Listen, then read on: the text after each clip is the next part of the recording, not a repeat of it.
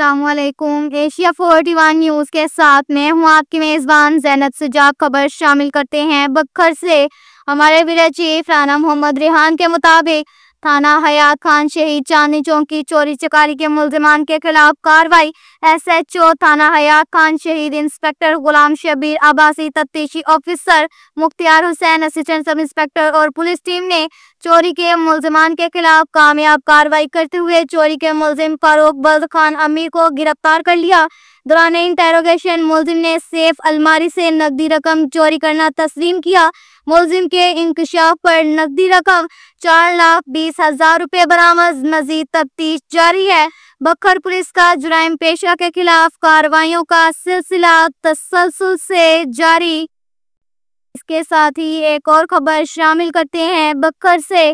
ہمارے bureau chief Rana Muhammad Rehan کے مطابق بین الصوبائی داجل چیک پوسٹ کی کارروائی۔ Incharge check post Dajal Abdul Qayyum, sub inspector Asif Imran Khan, ASI بمار ٹیم کی جرائم پیشہ عناصر کے خلاف کارروائی۔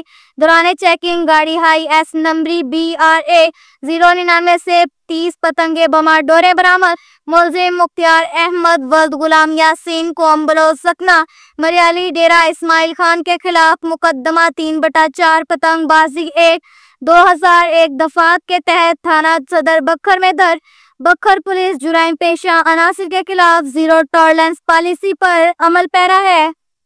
اس کے ساتھ ہی ایک اور خبر شامل کرتے ہیں بکھر سے۔ ہمارے بیورو چیف رانا محمد ریحان کے مطابق ٹرانسفر ہونے والے DSP گلورکوٹ نصر اللہ خان نیازی کے اعزاز میں الوداعی تقریب کا انعقاد۔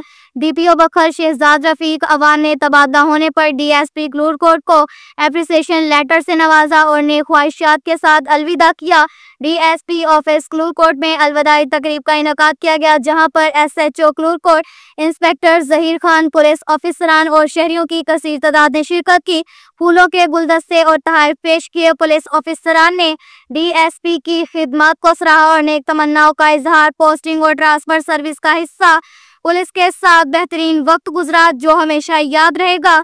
پولیس آفیسران جہاں بھی ہوں اپنی ذمہ داریوں کو ایمانداری اور پیشہ ورانہ انداز میں ادا کریں۔